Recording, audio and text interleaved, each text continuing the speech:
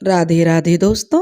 आज हम आपको सुनाएंगे तुलसी विवाह की कहानी। अगर आप हमारे चैनल पर नए हैं तो प्लीज़ हमारे चैनल को लाइक करें, सब्सक्राइब करें और शेयर करें। किसी नगर में एक संपन्न परिवार रहता था। उस परिवार में ननंद भाभी साथ साथ रहती थीं। ननंद का अभी विवाह नहीं हुआ था और जो ननंद थी वह तुलसी के पौधे की बहुत सेवा करती थी। तुलसी पूजा करना उसकी भाभी को फूटी आंख नहीं भाता था।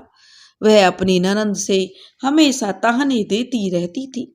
जब कभी उसकी भाभी अधिक गुस्से में होती तब वह उसनी ननंद को ताना देकर कहती थी, जब तुम्हारा विवाह होगा तो मैं तुलसी ही बरातियों को खाने को दूंगी और तुम्हारे दहेज में भी तुलसी ही दूंगी। ऐसे ही धीरे धीरे समय बीत रहा था। अब ननंद का विवाह पक्का हो गया। विवाह के दिन भाभी ने अपने कहे अनुसार बारातियों के सामने तुलसी का गमला फोड़ कर रख दिया और खाने के लिए कहा। तुलसी माता की कृपा से वह फूटा हुआ गमला अनेक स्वादिष्ट पकवानों में बदल गया। भाभी ने गहनों के नाम पर तुलसी की मंजरी से बने गहने ननंद को पहना दिए, लेकिन वे सब गहने सुंदर सोने के बन गए, सोने जवाहरात में बदल गए। भाभी ने वस्त्रों के स्थान पर तुलसी का जनेऊ रख दिया।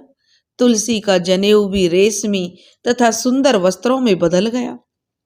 ननंद की ससुराल में उसके दहेज की बहुत प्रशंसा की गई। यह बात जब उसकी भाभी के कानों में पहुंची तो उसे बड़ा आश्चर्य हुआ।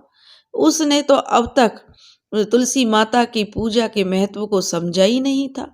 वह तो समझ रही थी कि मैंने तो बारातियों के सामने तुलसी फोड़ कर रखी और दहेज में भी तुलसी ही दी है, तो इसमें दहेज में इतनी तारीफ क्यों हो रही है।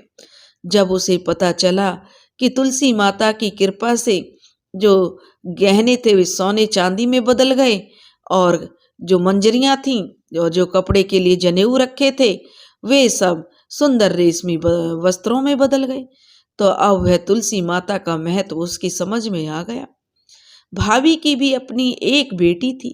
वह अपनी बेटी से कहने लगी कि तुम भी तुलसी मैया की सेवा किया करो, तुम्हें भी अपनी बुआ की तरह ही फल मिलेगा। अब उसकी भाभी अपनी बेटी से जबरदस्ती तुलसी माता की सेवा करने को कहती, लेकिन लड़की का मन तुलसी मैया की सेवा में नहीं लगता था।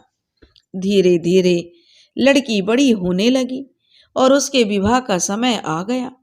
तब उसकी भाभी ने सोचा, जैसा व्यवहार मैंने अपनी ननंद के साथ किया था वैसा ही मैं व्यवहार अपनी बेटी के साथ भी करूंगी। यह भी गहनों से लद जाएगी और बारातियों को खाने के लिए अच्छे अच्छे पकवान मिलेंगे। ससुराल में इसे भी बहुत इज्जत मिलेगी।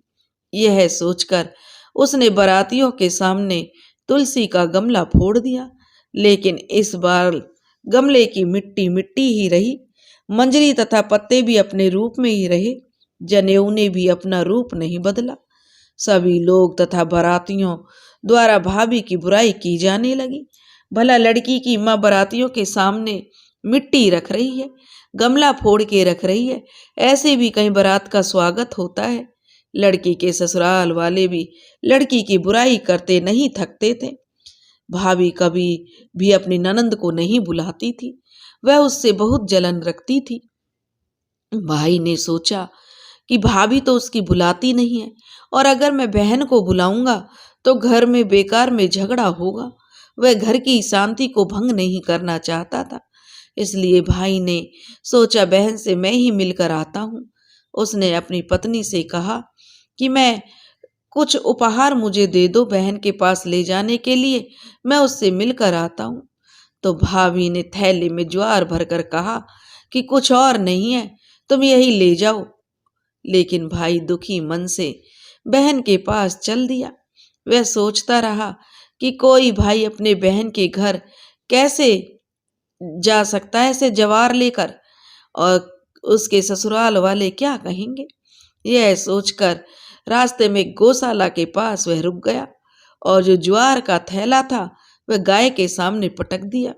तभी गाय पालने वाले ने कहा कि आप गाय के सामने हीरे मोती और सोना क्यों डाल रहे हैं? भाई ने जब उसे सारी बात बताई तो ग्वाला जो खुश हो गया और उसने कहा कि यह धन लेकर खुशी खुशी अपनी बहन के घर जाओ।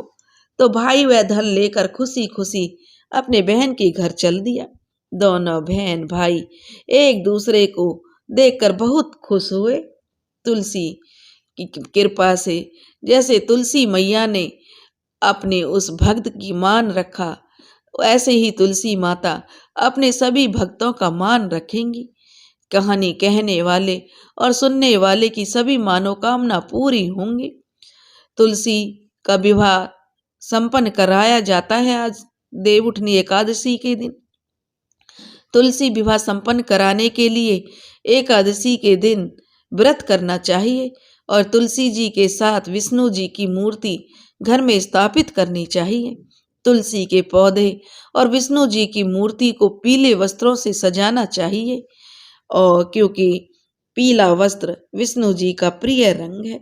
तुलसी विवाह के लिए तुलसी के पौधे के गमले में गेरू से उसे अच्छे से सजाएं। गमले के चारों ओर गन्ने का मंडप बनाएं। अब गमले के ऊपर ओढ़नी या जो चुनरी होती है सुहाग के प्रतीक और चुनरी माता को उठाएं। तुलसी के पौधे को साड़ी पहनाएं। गमले को साड़ी में लपेटकर तुलसी को चूड़ी पहनाकर उसका श्रृंगार करें। इसके बाद एक नारियल दक्षिणा के साथ टीके के रूप में रख दें। भगवान शालिग्राम की मूर्ति का सिंहासन हाथ में लेकर तुलसी जी के साथ परिक्रमा करवाएं। आखिर में आरती करें। इसके साथ ही तुलसी माता का विवाह संपन्न हो जाता है। अगर आप चाहें तो पंडित या ब्राह्मण की सहायता से भी विधिवत पूजा से जो है विधिवत विवाह संपन्न करा सकते हैं। अन्यथा मंत्रोच्चारण ओम तुलसाय नमः के साथ भी स्वयं तुलसी जी का विवाह किया जा सकता है। दोस्तों, अगर आपको हमारी कहानी और जानकारी पसंद आई हो तो प्लीज़ हमारे चैनल को लाइक करें, सब्सक्राइब करें और शेयर करें। राधे राधे।